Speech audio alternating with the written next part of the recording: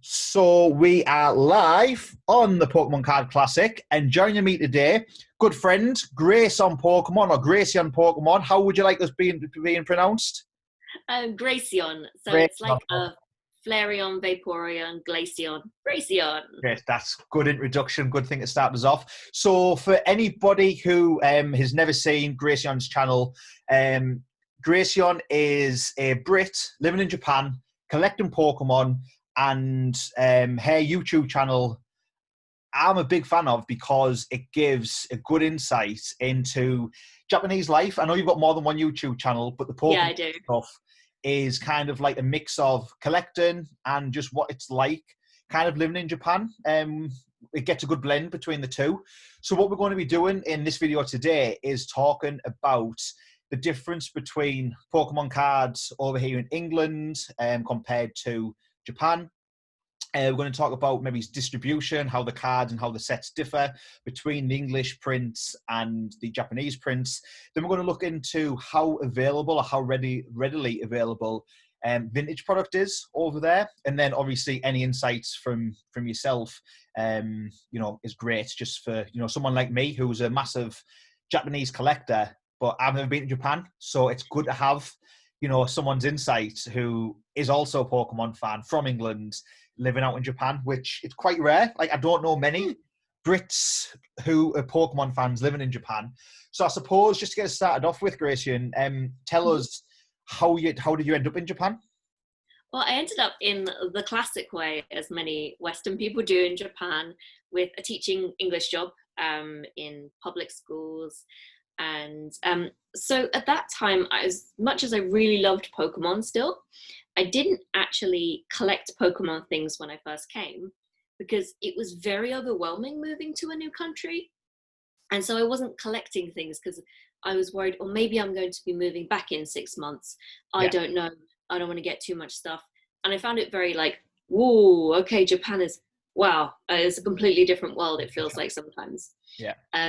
So then when I started to move, I got married. And so I'm here very permanently.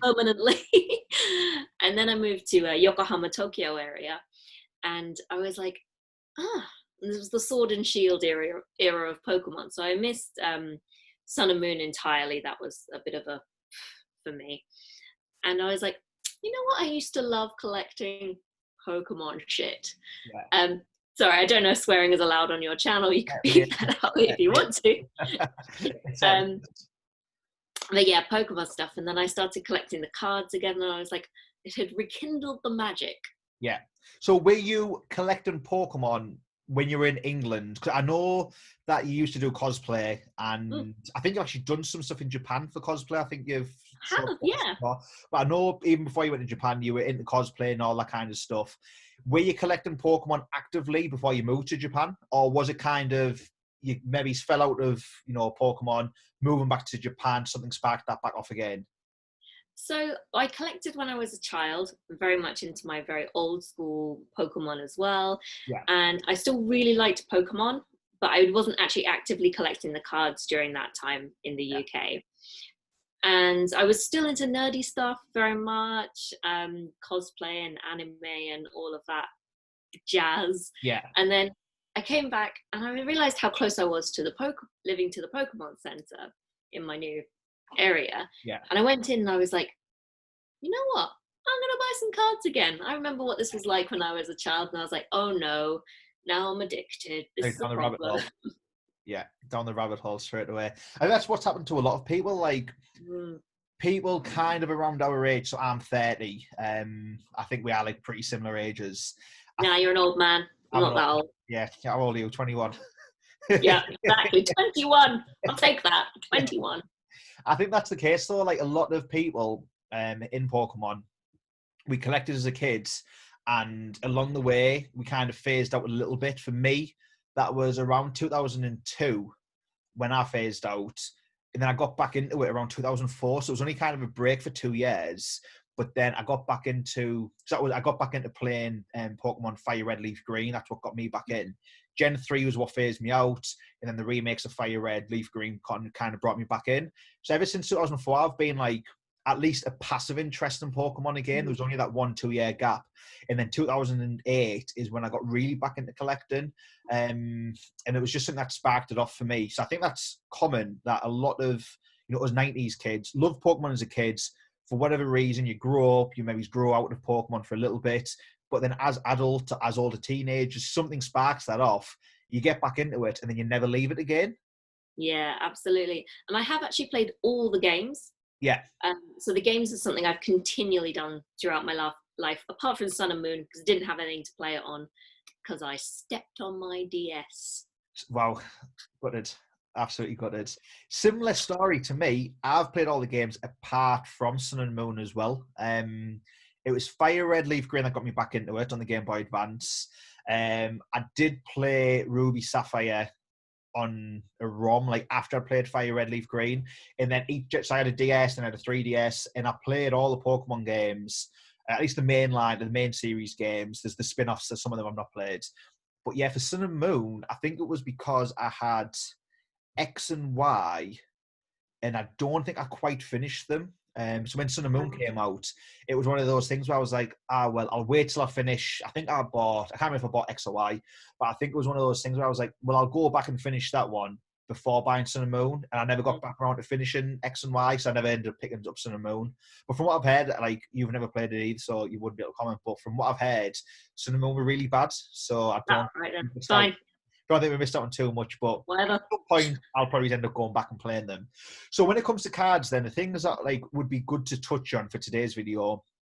I know a lot of people who follow me on my Pokemon Instagram, big Japanese fans as well. In a couple of Facebook groups around Japanese collectors and things like that. I've done a couple of videos on my channel about basically comparing the Japanese cards to English cards. So I'll take a holo card from the English set and I'll compare it with a holo card from the Japanese set. In fact, I have a couple of cards here. Let's have a look. So I think Dark Charizard, was the last one that I did. So this is one I've already covered. It was basically the Japanese version, comparing it to the English version, looking at the holos, looking at the cards to see, which one looks better. Japanese often, looks better. The Japanese. Yeah, I agree. I think actually in the Charizard video, purely because the English version that I've got has more swirl than the Japanese, I kind of said, okay, my English one looks better than my Japanese one. But in general, I always think Japanese cards look better than the English counterparts, especially for the vintage stuff. I mean, modern, I'm not a huge collector. I know you buy and collect quite a bit of modern, which we'll talk about in a second. But if you look at the cards that you had when you were a kid, and I believe your mum or your parents sent you out your old binder of cards. We did, which is very sweet of them. So if you kind of compare your old vintage cards, so your old Wizards of the Coast cards, English print to the Japanese prints. I don't know if you've got much vintage Japanese stuff. I do. Yeah, I do quite a bit of vintage. So tell me then what you think, like the differences are, the key differences are between the Japanese and the English cards, and why you think a lot of people maybe prefer the Japanese. Okay, I think firstly is the quality. The quality of the cards is so different. It's really hard to describe unless you've held them both in your hands. Yeah. The Japanese ones are much less easy to damage as well. Yeah. So my English cards of nicks, they have all sorts of awful stuff on them. And I don't know how they got that bad. Okay, we were children when we had them. But like, you can just go, and like the side will nick and it'll be, the Gem Mint 10's gone down to a 5 in 3 seconds. Yeah. The Japanese ones, you can like pull at the corner. I don't pull at the corners, but like if you wanted to, you could, and it would much less likely to break and to nick. I think the quality of the printing is much higher. There's also far less errors. I say I'm like a holding one, but you can imagine. Really, really good actually having a Japanese card. I'll do it for you. So let's there you go. Yeah. You can be the hand man. There you go. This is what we're talking about here. And also the things like the centering, and more time and quality is put into making sure the cards are correct rather than getting them all out, especially with newer cards. So with newer cards, obviously there's difference. The backs are still different, but they've updated the back on the Japanese ones as well. They're thinner and they've got silver borders rather than yellow borders. English decided, hey, let's have yellow borders forever, and they don't always look good with the card design. You've got this like beautiful black card or whatever, and then like some horrible yellow around it. Yeah. But the Japanese ones are all silver. And especially, this is going to sound weird, the Japanese cards don't smell. So I know I've seen you talk about the smell stuff. I don't understand the smell thing. I don't get it. Everything else you said. I'm sensitive to smell, and I open my box of English cards, and the smell wafts out at me. I open my box of Japanese cards, and there's nothing. Yeah, I understand. Like everything else you said there, I would agree with. So I can't comment massively on modern. The only modern Japanese stuff I've opened is actually the stuff that you sent me and the stuff that you've picked up for me. So I don't really have the English equivalents of those modern cards. But going back to the vintage stuff, it is hard to explain to someone unless they've actually held it, because I think that the Japanese cards, as daft as this might sound, almost feel more plasticky. Yes. Feel like that's the only way I can describe it. The card it's printed on itself is obviously a different kind of card to what the English prints are printed on. It almost feels more plasticky. So it feels like if you were to slightly bend an English card, you would start to get a crease. And even before you get a full crease, you would have a little bit of damage. Whereas with the Japanese ones, and I'm not going to bend me Dark Charizard, but it feels like if I was to have a Japanese card, you could almost get like, you could hold it in kind of, imagine that's the card. I'll do it on a code card here. So it's almost like if this was a Japanese card, it could be like, I could do that and it would bend and then just spring back to position, kind of like what that is there. But I don't know, they just feel a lot more sturdy. I'll tell you what, I'll get one of each and I'll show you. Okay. Hold on 1 second. So I'll fill the dead air while... Fill the dead air, would you? But the Japanese, and this is something I've covered on the channel, there's a couple up there. There's a Lugia one, there's a Charizard one. Comparing them side by side. And the best way I can describe it is that they kind of feel plasticky as opposed to cards. And like you say, with the nicks and things like that, they're a lot more durable. And when it comes to print, again, the cards are a lot... I think one of the reasons why Japanese cards aren't as valuable as English cards, one of the reasons is there's not as much demand for Japanese cards. When people typically are collecting Pokemon, it's because of the nostalgia and the cards they had when they were a kid. Most English-speaking people, or English-speaking countries, didn't have Japanese cards. They'll have had English. So they don't have that nostalgia. And that's one of the reasons the demand isn't as high. But also, Japanese cards are a lot easier to grade because, like you mentioned, the errors are less, the centering's usually better, the backs of the cards are usually perfect. They're just a lot easier to grade. So something that's easier to grade, it's not as scarce, and therefore the value isn't there. Right, so what I've got here is I've got an old Charmander. Yeah. Japanese. I think they're thinner as well. They certainly feel thinner, and there is a plasticky feel to it. So let's bend this. Don't crease it, don't crease it. It's all right. It cost me 10 yen.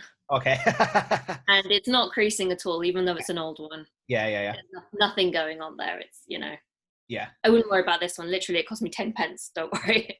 I can buy a new one. Yeah, it's like, oh. Yeah, no problem there. And you can see the edges, and like I can go like that. Barely anything is happening to that card. Yeah. And then sorry, Charmander, you're on the floor now. And then we've got like a new Japanese card. Yeah. Look at that. Yeah. Nothing. Yeah, Excellent. it's almost you can bend it one way and it just easily bends back the opposite way. Yeah. Yeah. And then we've got a new English card. Sayonara Morpeko. Yep. It's bend. It just, yeah. It's definitely not going back to the same. Yeah. It wasn't. Yeah. And sorry, Morpeko, I'm going to scratch you at the... Oh, yeah. It's already made a mark. Yeah. So it's just the quality of the card it's printed on is different. Yeah. And the smell. There's a smell. I can't comment on the smell. Yeah, I'm gonna have to just leave you on your own for that one. But also for the holos, especially for the vintage. I mean, modern holos for me, unless it's like a full art kind of GX card. I'm looking at some Hidden Fates I've got here. I think in modern Pokemon, a regular holo card is kind of massively undervalued now, because there's all of these crazy full art cards, GX cards, V cards, whatever they're called. I think unless you're hitting one of those full art cards now, that's then kind of the equivalent of what our holos were back in the day. Yes. Whereas a regular holo now, minus a couple of exceptions, I think Shining Legends with the shiny cards there, a regular holo now just carries no kind of significance. It's all about those full art cards. Whereas the old, like the WotC cards, I always think that the effect that the holo has compared to the English, it's always a better, I think a better pattern or a better holo effect. I don't know what you would call it, but it just looks a lot nicer. The sparkle, like the shine, the holo looks a lot better than the English. Here, old ones. I've got like 3 binders with me, so try and work fast. Yeah. Like, okay, sadly this one is one I got from but if you look at the holo on that Japanese, it's just gorgeous. Like you've got loads of sparkle, you've got loads of kind of swirl effects. It's just, I don't know what you call them, but they're almost like snowflakes, if that makes sense. They're like a sparkle snowflake, just literally everywhere. Yeah, they're really lovely. I mean, I wouldn't say there's much difference in like the modern Vs and VMAXs, GXs and EXs. Yeah. I would say the English and the Japanese look very similar. There's not much, maybe like a bit of saturation in the color, but generally the design is very, very similar. Okay, cool. So moving on then to, we'll touch back on vintage in a little bit, but moving on to modern products. What's the availability like in Japan of modern product? Because over here in England, when there's a popular set, so Hidden Fate has been like the most popular set of modern Pokemon. When those, and I know Hidden Fate doesn't exist as Hidden Fates necessarily in Japan. The sets are different, which we'll touch on as well. But first of all, what's the availability like? When there's a new, so the most recent one was Champions Path, the Elite Trainer boxes. Those were sold out almost everywhere, either day one or the weekend of them coming out. Scalpers buying them, selling them online for, 150% or double the price of what they were. How is Pokemon distributed in Japan? And also, how popular is Pokemon in Japan, specifically the Pokemon cards? Over here in England, you can buy Pokemon cards from toy stores, from supermarkets like your Tesco, Asda, toy stores, and there's obviously like comic shops and nerd shops that sell them. What's the distribution like in Japan? Can you only buy them from card shops or from like nerdy shops, or are they readily available in like news agents, corner shops, things like that? Talk me through the availability of Japanese cards.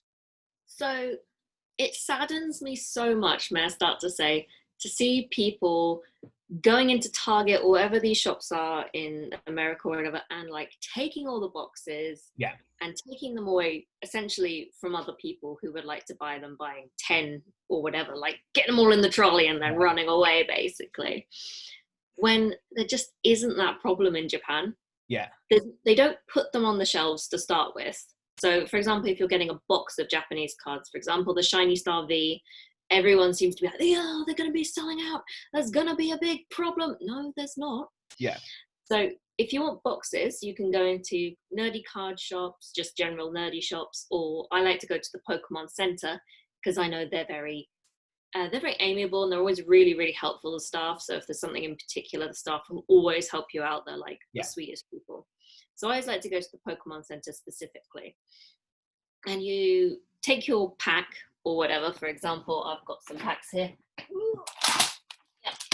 So these packs, you can see they've got a hole and they all hang on the shelves. So you can buy individual packs, as many as you like. Go crazy, whatever. And then there's someone stocking them back up immediately. So they've got stock. It's not like when they're gone, they're gone. So you take this and you're like, can I have a box of this, please? I mean, like, if you don't speak Japanese, you can be like, box, 5 box, just, they don't mind. And they say, would you like to keep that pack as well? And sometimes you're like, nah, I just want the box. It's just a show. Or you can say, I'll have this pack as well. And they go to the magic cupboard behind the shelf, which is absolutely chock-a-block full of boxes of whatever the latest release is. And then they're like, oh, sorry, we don't have any of that box. Let me go out to the back. And I've seen the back because they left the door open one time. and it's like a giant warehouse Yeah. full of Pokemon boxes, and you're like, yeah, there's not a stock problem here Yeah. at all. So I've seen So actually on Instagram, I think I saw it on your story, and I've also seen a couple of other UK sellers kind of calling out Japanese sellers recently on Instagram who were trying to make out as if get your pre-orders in because they're going to sell out. But then I saw you say that they don't sell out in Japan. So I think it's interesting to tell everybody watching what the actual, how much stock is readily available over there. Now, do you think, why do you think there's so much stock available? Do you think the demand for Pokemon in Japan isn't as high? Or do you think the Pokemon company understands, okay, Pokemon is super popular, these cards are super popular, we're going to make sure we've got plenty of stock? Because I think in England, I personally think modern Pokemon isn't as popular with kids as it used to be. I think with modern Pokemon cards, you have a lot of older people, whether they're teenagers or people in the 20s, people in the 30s, people like our age who are coming back for that nostalgia kick. I think you have a lot of people collecting modern who are adults. Yes, you still have kids buying it, but I personally think it's more adults buying than kids. I don't have stats to back that up. I don't have, any data to back that up. It's just what I kind of perceive on social media. I have a couple of nephews. None of them are into Pokemon. None of them tell me, their friends are into Pokemon, it's popular at school. So it's kind of just gauging it of my kind of circle. I could be wrong, but that's just my take on it. So what's it like in Japan? Is it crazy popular amongst kids? Is it crazy popular amongst adults as well? Or is it just a case of, yes, it's super popular, but Pokemon knows that, and they don't create that shortage and they're printing enough so everyone can get it? So Pokemon are prepared. They know this shit's popular. They are ready. Yeah. And Pokemon is for everyone.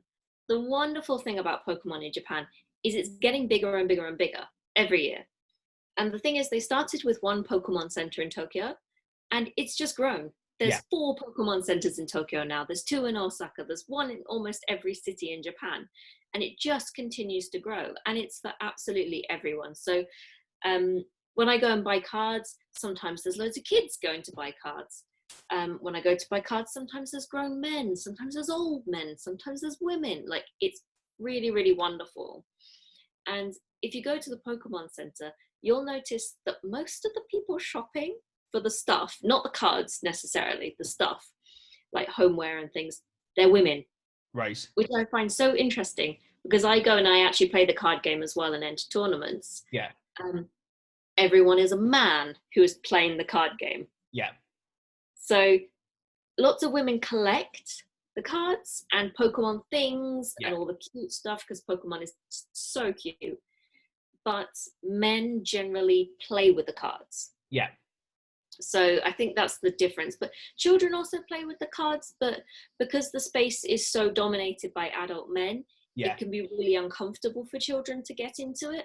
Did they have age divisions or categories? So do they have categories now? Yeah. And is that based on age? I don't play the Pokemon game. I used to play when I was a kid. I got back into it around 2014, 15, online, but I don't play it at the minute. I don't even play online or anything like that. But I remember, when you see Worlds or when you see Worlds being covered, there's different categories and ages and things like that. So do they still have that in Japan? So kids who want to play, have to play against adults and stuff?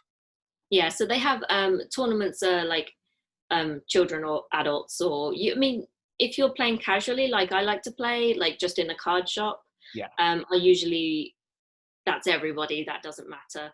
Yeah. There might be children, there might be adults, or whatever. But generally, it is a bit of an adult space. But then that's the space that I'm in, so that's the space I know best. I don't have children, but as I have been a teacher of elementary school and of kindergarten, all children know Pokemon. Yeah. All children in Japan. To be honest, if you're not dressing your baby as Pikachu, you're not doing well as a parent here, really. Right. Every age will know Pokemon, and you just go into the convenience store and there's Pokemon on a packet of crisps or Pokemon soda, and that's normal. Yeah. It's not that's for children. Pokemon is. Would you say that modern Pokemon in Japan is as popular as what Pokemon was over here in England in 99, 2000. Because I remember fondly how popular Pokemon was. And I mean, like people who, I reckon most of my viewers and most of the people following me on Instagram are probably, I'd guess a little bit older. I guess they're my age. Maybe he's a little bit younger. Probably he's in the 20s, mainly adults. I don't think many kids probably follow my content. But any kids that are watching like these videos and things like that or follow me on Instagram, they won't have a clue about, what vintage Pokemon was like. If they're only, say, 10-year-old or 15-year-old or whatever it might be, they weren't alive when Pokemon first hit in America and in the UK. I can only speak what it was like in the UK because that's obviously where I was born, that's where I lived. But 99 Pokemon, 2000 Pokemon, even 2001 Pokemon, you can probably attest to this as well, was mental. Like, don't know any franchise that's ever been as popular as that. I know completely separate kind of entity, but I know Call of Duty around Modern Warfare 2 was super, super popular for like Xbox game and PlayStation games. I know when that would launch, there'd be people queuing outside of supermarkets to get the game. But that was like once a year kind of thing. I know Fortnite I've got nephews who play Fortnite. I know that is like a really popular game. But outside of that, it's not like I'm seeing Fortnite merchandise everywhere, Fortnite on cereal boxes, Fortnite on crisp packets, Fortnite on whatever. It's like, yes, it's a popular computer game. I know there is toys and merchandise, but it's nowhere near the level of popularity as what Pokemon was. Pokemon back in 99, 2000 was like, it was on Saturday morning TV. It was on, you had the cartoons there and you had Pokemon cards. It was on the news constantly. It was on the news, whether it was because people were getting mugged for cards or teachers were banning cards in school or whatever it was just mental. Like Toys R Us, Woolworths, if you remember Woolworths. Oh. I remember they used to have like trade days, so you could go like every so often there to hold like, you take your cards down, you take your binders down, and it's like an organised place to like trade cards with other people. It was mental, and there's not been a franchise that even came close to popularity as what Pokemon was. Yeah. And I mean, yes, I'm not a kid anymore, so it's like hard for me to be exposed to what's popular as kids. But I've got nephews, and because of my nephews, I kind of have an idea of what's popular and things like that. But would you compare the popularity of Pokemon now? Would you say it was anything close to what we had in the late 90s, early 2000s? Is it as popular, not as popular, more popular? Like, describe what it's like. Right. So Pokemon is kind of a part of everyday life here. Right. So it's not so much that kind of boom feeling that we had when we were younger. That wasn't kind of like, Pokemon is here. Oh my God, this is the thing. It's because the children nowadays have grown up with this. Yeah. And it's sort of just everywhere very casually. It doesn't feel aggressive. Yeah. In the sense that not aggressive, that's not quite the word I'm looking for. It doesn't feel as in your face as it did when we were younger. It's still massive though. Yeah. It's absolutely massive. So I mean, I can ask my husband if he used to collect cards back in the day. Yeah. Did he used to collect cards, I'm guessing? I'll ask him. Okay. 小さい頃で、ポケモンカードを持ってきました? I don't know what they're saying. He said yes. There you go. So out of interest, how old is your husband? We're exactly the same age. So does he now still collect Pokemon, or does he have any interest in Pokemon now? No. Why is that? Why is he not interested in Pokemon anymore? Why are you not interested in Pokemon? Other things I like. He says he has other things he likes. Other things he likes. No, that's fair enough, because there's other things that I was into when I was a kid that I no longer have an interest in. Like, off the top of my head, I can't think of them. But that's kind of a testament to, I liked them when I was a kid, but there's been no attachment there. Whereas with there's a couple of things from childhood that I've always carried through with life. So Pokemon's one, wrestling's one, Dragon Ball Z is another one. There's a couple of computer games that I played when I was a kid that I just became fans of the franchise. Star Wars, I was introduced. The Star Wars is probably, I think Star Wars and Pokemon are tied as like my favorite franchises. Like, definitely in terms of Pokemon collecting and Pokemon merchandise, I'm more drawn to the games. Whereas as a franchise for the storytelling and like the stories and things like that, Star Wars is what I lean more towards. So I love both franchises, but for very different reasons. But then I could think like, I don't know, I'm trying to think like Beyblade. I like Beyblade when I was a kid, but I have no attachment to Beyblade now. So there's things like as a kid that Pokemon was obviously super popular. There's my alarm going off. So we hit the half an hour mark. So we're just going to ignore the half an hour mark and go on. So yeah, it's interesting to hear that Pokemon is like that everyday life kind of thing. Mm. When was the last time you were in the UK? March, just before Corona. Just this year. This year. So So lucky. would you be able to compare the popularity of Pokemon? Like you mentioned, it's kind of just everyday life. What would you compare that to? Is the UK equivalent, if you can? It's really hard to say because the UK doesn't go in for characters and cute shit everywhere. Yeah. The S word so many times. I'm so sorry. It's the only way to describe things here. Like Japan is so full of characters and things and branding, and everything becomes very recognizable very easily. You're like, oh, that's Doraemon, that's Pokemon, that's da-da-da. But the UK really doesn't have that. Yeah. And I always find it a bit of a culture shock when everything is so boring and not cute to look at. Yeah, I understand what you mean. Yeah. So I really think, I mean, like they're very different cultures. Yeah. I would probably think from what you've explained, and I could be completely wrong, but I think especially since the Marvel Cinematic Universe took off, I think over here in England, it's kind of a lot more socially acceptable now to be a comic book fan or a Marvel fan or a DC fan. And you'll kind of go into like, I don't know, even just supermarkets or like a Boots or something like that, and you'll see like, I don't know, like an aftershave shower gel kind of thing that's got Marvel print on the bag, or toothbrush that's packaged with Marvel kind of design on, or just all these random things that have got Marvel kind of printed on them. I think from what you've told me, it's probably a similar kind of thing that where Marvel is super popular, but it's kind of just like an everyday thing where you go to the supermarket to buy some deodorant or shower gel and there's like Marvel printed something there, whereas Pokemon isn't that level of popularity over here. Yeah, I think what the strange thing about Japan is it's okay to be into like cute things. We were saying about how nerd sort of culture has become much more popular in the UK. And I found that just as I was sort of leaving the UK, suddenly it was okay to be into Marvel and board games and that kind of thing was like really cool. And I'd spent most of my life being into that and feeling like, yeah. And now suddenly I'm like, I'm celebrated. What? How? Who? Very cool. But here, like, cuteness is culture a lot of the time. There's a kawaii culture. I mean, there's like a 55-year-old woman at my teacher at my school who has Minnie Mouse all over her desk. There's like Minnie Mouse has vomited upon her desk, and nobody bats an eyelid.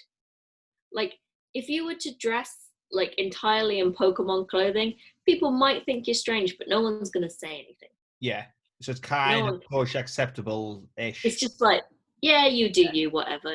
You might be a bit strange, but no one's going to be like, weirdo. Like, I think that's probably, I think there's probably the culture differences where I think Pokemon is probably like, maybe it's the Marvel or the Disney over here where, like you mentioned, the Pokemon. Disney is bigger than Pokemon here. Is it really? We have two Disneylands. We have Disneyland and Disney Sea. So is Disney... If Mickey Mouse's face is not on something, I would be shocked to my very core. So Disney stuff is actually more popular than Pokemon in Japan as well? Yes.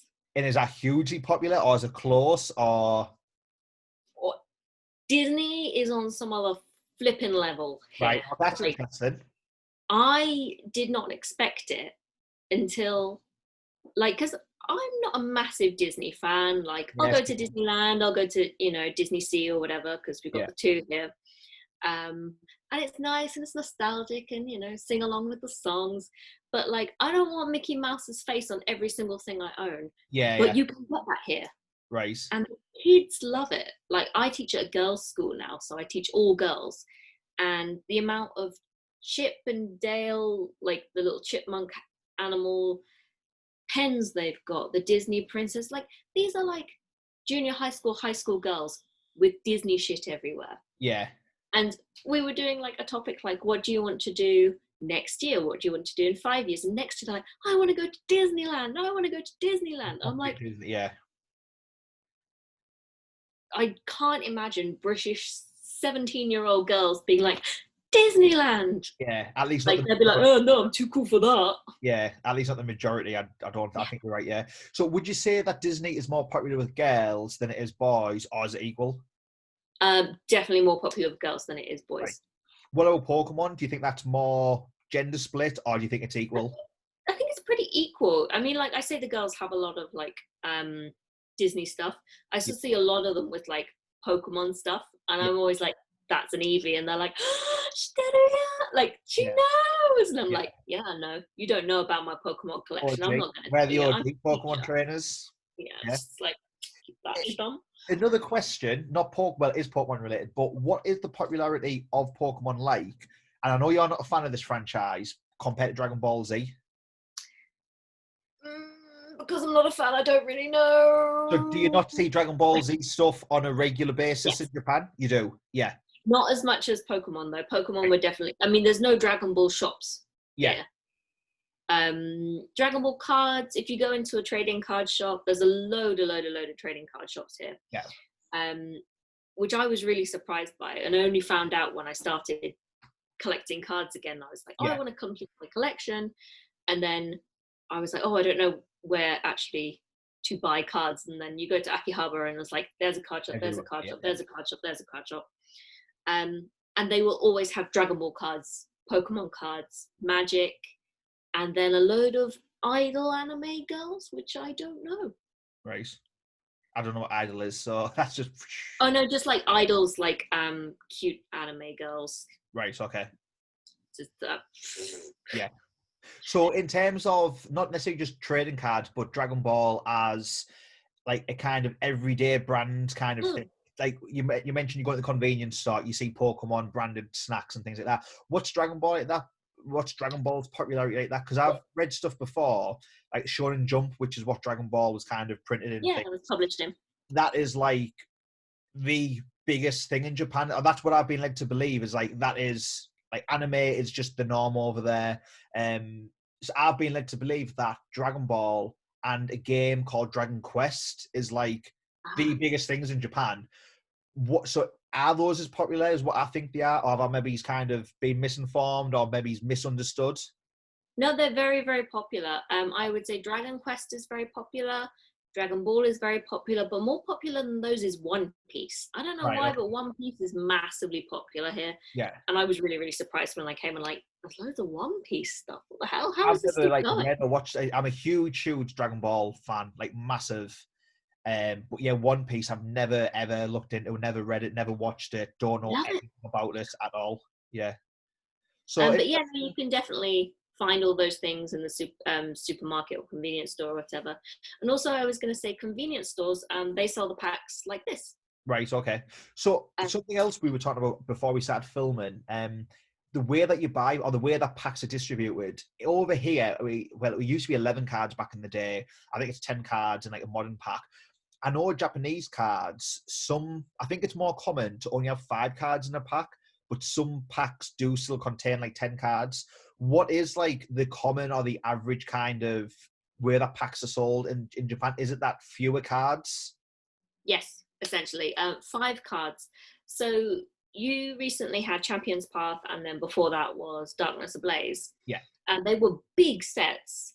And, they were usually they're sort of 2 or 3 months apart in the English releases. And they're a big release. But maybe we get a release like almost once a month. Right, in okay. Japan. And they're a lot like smaller, and you get 5 cards inside. And I find the difference, there's a big difference, like they almost seem like there's nothing in them. Yeah. And it always feels like, oh, they're really, really light in comparison to English packs that are like chock-a-block full. And it's only really the special ones. So Shiny Star V Will and the GX All-Stars, they had 11, will have and have 11 cards in them. Sorry, my husband's just going to the fridge there. Yeah, and so 5 is the normal because our sets are much smaller, essentially. So would it be a special set that gets the bigger packs? I know when I got some of the Tag Team GX stuff from you, there was a booster box with the thicker packs in, but then I also had a ton of other packs that only had 5 cards in. Yes. Now, is it possible? So like, let's say the Tag Team GX, can you buy them as 10 card packs or 11 card packs and 5 card packs. So all of the other cards that were five cards in a pack are those different sets, because when I was opening them, some of the cards were the same as the tag team, but I know that the tag team Dex was a lot of reprints. Yes. So the big ones like the Shiny Star V that's coming out and the tag team. So they usually have one a year of like reprints and like shinies involved and like big chunky sets. Yeah. But they're reprints of the smaller sets. So for example, this one is Dream League. I've just happened to have it right here. You can't get this in like a 10-pack version or smaller pack version. It's 5 or it's nothing, basically. And it's the same with the boxes. Like with the GX All-Stars and the Shiny Star V, they'll be in a box of 10. Yeah. And these ones with the 5 cards are in a box of 30. And that's just so the price is the same. Yeah. So when you buy a box of Pokemon cards, you're not thinking, oh God, a box of Pokemon cards is 150 quid. What the hell? I can't afford that.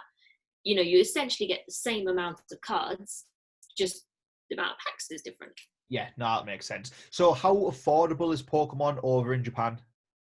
Okay, so I think there's this really big misconception, let's say, that like I can get things, you can tell I've not had the best experience with people online, that I can get things really easily and things are like hecka cheap here.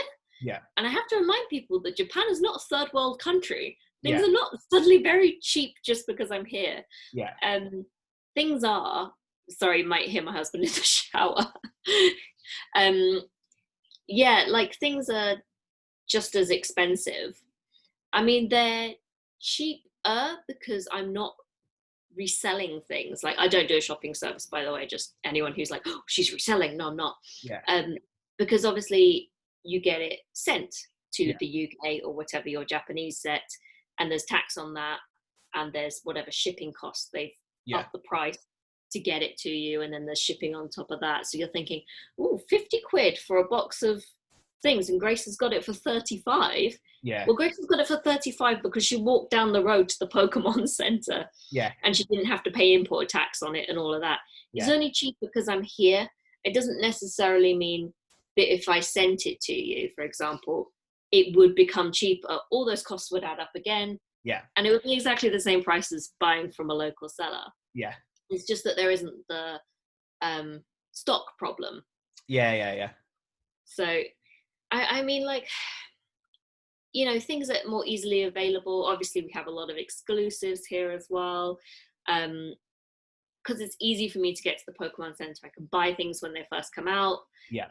Things like plushes do sell out. Like cards are not a sellout thing. Yeah. The only card thing I ever saw sell out was those big Pikachu packs. Right. And then they came back in the week after. Like they restocked them as soon as they... Like an end of print, they're gone, they're never coming back. It was just, oh, you got to wait a week, basically. Exactly. And, you know, I can still get cards from Sun and Moon era. Yeah. I can get a whole, like, stack of boxes if I want. Yeah. And it's not like, oh, Hidden Fates is back in reprint. It's just like, yeah, it's been in print, like, forever. Yeah. And I think, you know, I go into the Pokemon Center and like I did orders, I know for you back in September and stuff, because I do stuff for friends because that's just what I do, but I don't do orders anymore. And so I went in and like this was for the Vivid Volt Tackle, sorry, not Vivid Voltage, that's the English one. I'm not even opened this. I started filming a video of this. How dare you not open it? Oh my god. I unboxed the parcel that it came in, which I've still got down there as well. But I've still got this one sealed, and the other one is actually, I'm looking at it now, it's still in the bubble wrap, the other Pikachu box. Nice. So I'm going to the Pokemon Center to buy those, and I'm buying some like regular boxes because I was buying regular boxes as well for a few other people. And so I wanted 8 boxes and these 2 big boxes. And the stuff was like, oh, someone said more guy. Can you say that one more time? And I'm like, 8のboxで. Yeah. Like 8 boxes, please. And the people next to me went, like they were getting like 1 box each, and they were like, thought you were this they were like, Kanemochi, so rich. And I was like, no, I'm getting these from my friends in the UK. And they're like, yes, Ashi, isn't that so kind? Isn't that so nice? Like, no one is coming in and buying 20 boxes. That's just me. Yeah. Whereas over in the UK, if it was a popular set, people would be going and literally emptying the shelves, usually not even with the intention to open, just to kind of sell on, which Yeah, obviously but earlier. people are shocked to their core when I come in and buy like 10 boxes. They're like, Yeah. what are you doing with all of that? And I'm like, Yeah. no, they're not all for me, Not for me. but they could be. Could be, they certainly could be. Because you do opening videos on your channel, which I'll I put do, down yes. in the description below. I was going to say the comments below, but it's going to be in the description. Typical YouTube smash, smash, smash thing. But yeah, I'll Press link that like button. smash the subscribe button as well for you while you're there. I'll put those the links down there. But last thing I want to cover on today, and then we'll wrap it up, and we can do any number of these videos in the future. But the last thing for today's video, vintage product and its availability. So obviously everyone watching knows I'm predominantly a vintage collector, minus some of the Champions Path and the Hidden Face that have been open recently. I am a vintage collector. I have the majority of, from base set up until Neo Genesis, I think I've got every set in English and Japanese. What is the availability? Make it rain, bitch. But what is the availability like of those vintage products in Japan? Horrible. Right, okay. So I went to Akihabara, which is like nerd city. It's actually called Electric Town. Yeah. And it used to have more electrical goods. Now it's just nerdy shit, basically. Yeah. And so I went and I was like, I want to sell my old cards. I want to buy some old cards. And every single place that I went to, they said, no, we don't do that. They didn't have any vintage product at all? Not in the whole place. And I went to about 15 different shops and not a single one did vintage at all. That's crazy. Apart from one who did a little bit of bulk vintage. Right. Which is actually where I got that Charmander for like 10p. Yeah. But like everywhere was like, oh no, sorry. Why? Go somewhere else. Why do you think it's so hard to get then? Do you think there's not as many vintage collectors in Japan, or what do you think it is? I think so a lot of people who collect in Japan are players. Right.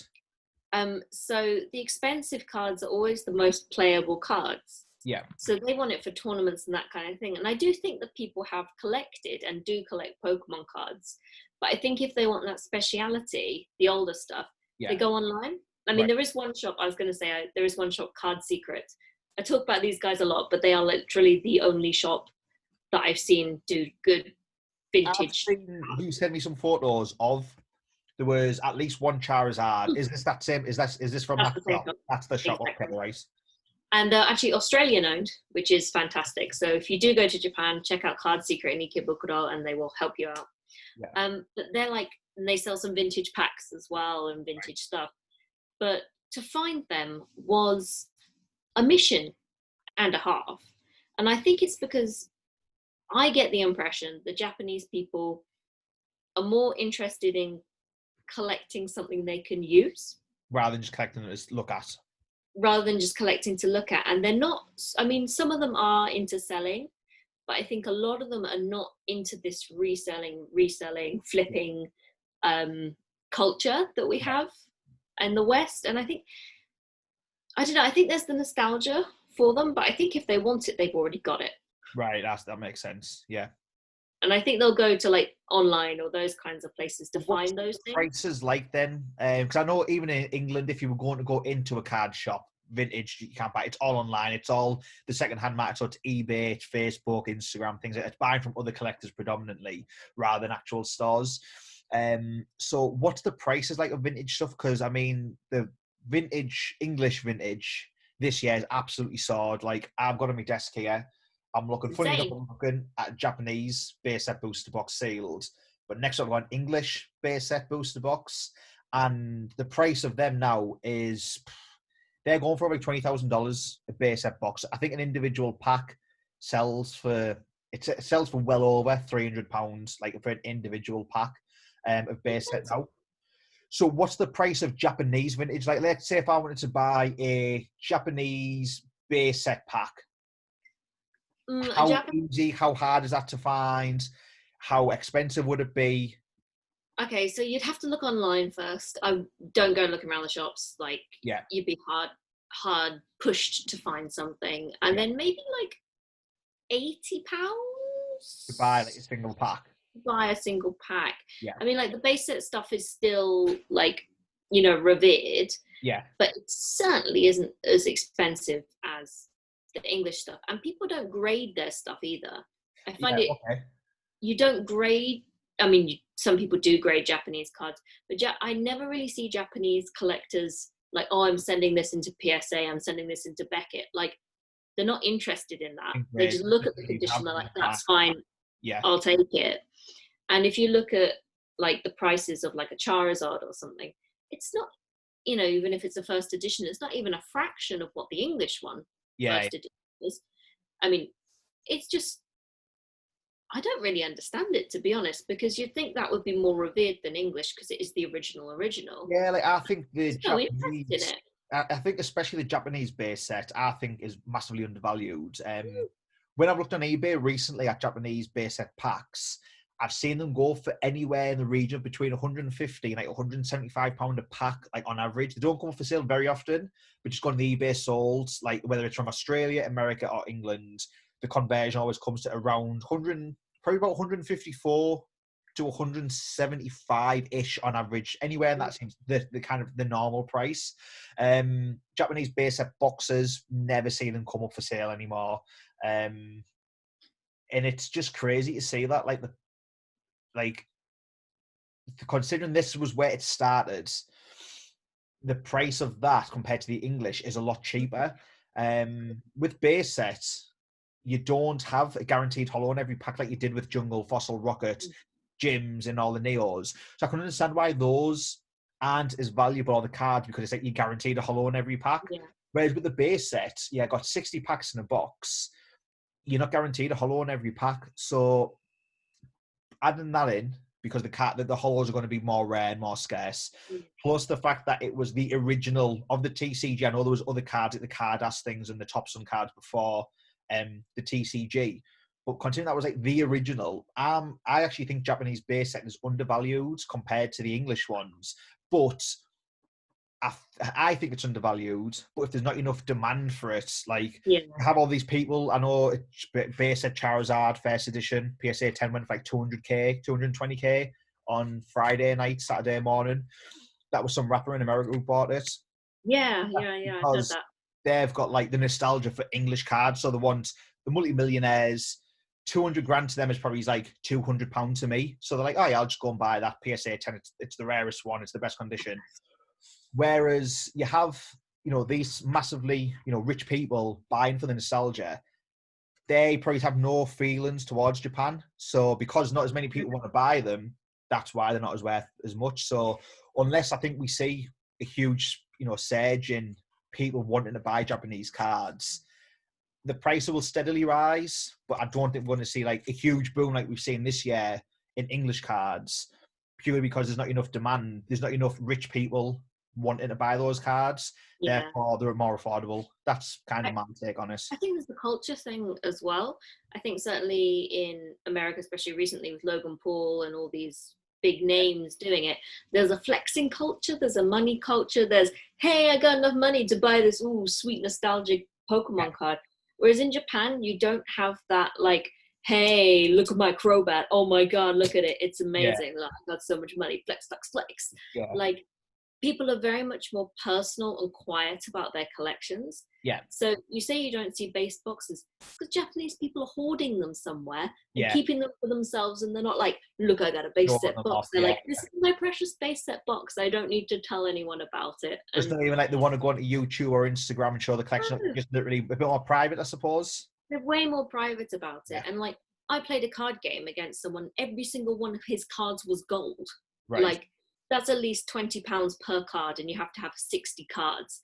And I was like, whoa, are you like, a big money guy? And he's like, no, this is just my personal collection. I don't show anyone this really. Like, everyone's way more personal and quiet about it. And I think that's why you don't have the price, influx. It's because no one's saying like, you got to get this booster box, I'm paying this much for it. Whoa, money, money, money. Because no, everyone's very quiet about it.